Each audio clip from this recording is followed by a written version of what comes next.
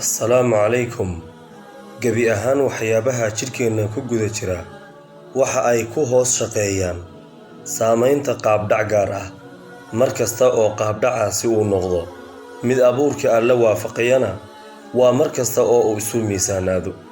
Haddii uu qaabdhacaasi ka hor yimaado abuurkii Allana waa mar kasta oo uu hoos u dhaco caafimaadka nafta ee nafsadeed iyo ka jidheedba.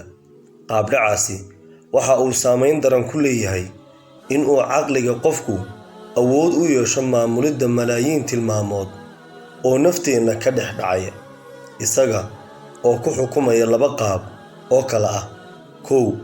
Habka loo soo diray fariintan. 2. Habka loo qaabilo fariintan la soo diray.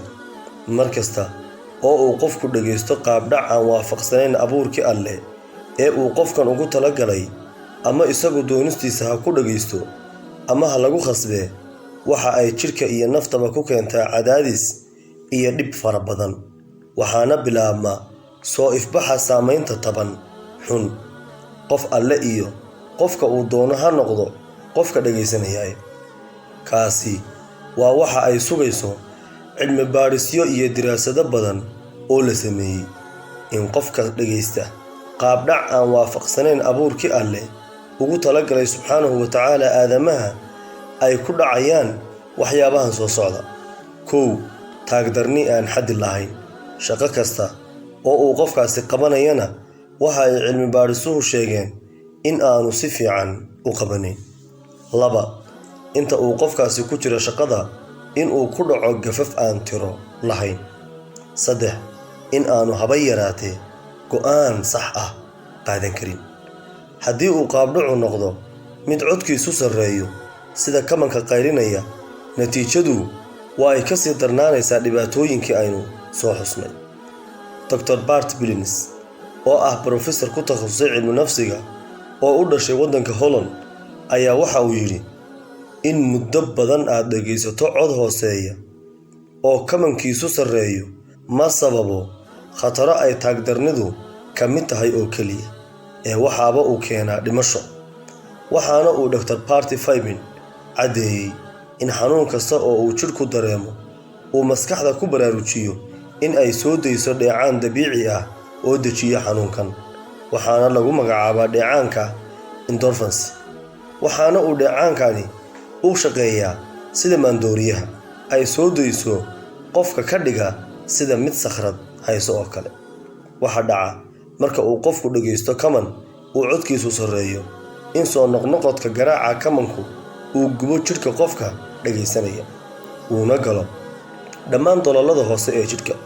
Markaas ayaa uu jidhku u qaataa khatar ku soo fool leh, kadibna waxa uu soo daayaa dheecaano la mid ah kuwa uu jidhku soo daayo marka uu dagaalka gelayo, sida dheecaanada adrenaline, cortisol, taas oo loo yaqaano dheecaanka murugada. Kadibna waxaa sare u kacaya socodka dhiigga, garaaca wadnaha iyo dheecaankii kolestaroolka ahaa. Dhagaysiga kamanka sarreeya waxa uu dhib weyn ku yahay unug kasta oo ka mid ah unugyada jidhka. Maskaxduna waxa ay u fasiranaysaa in uu waxan yahay xanuun mudan in la dejiyo, kadibna waxa ay soo daynaysaa dheecaanada xanuunka dejiya, kuwaas oo keenaya in uu qofku noqdo mid sakhrad hayso oo mar kasta raba in uu siyaadiyo codka kamanka, heer uu gaadho in uu waayo maqalka gebi ahaanba, iyo sidoo kale in ay dhintaan timaha yaryar ee dhegta ku yaalla, kuwaas oo marka uu cod inoo baxo maskaxda u dira fariin ah in ay codkan u beddesho codkii dabiiciga ahaa ee ay dhegtu xamili karaysay. Timaha yaryarina haddii ay baaba'aan, nasiib darro ma jirto awood loo leeyahay in dib loo hagaajiyo.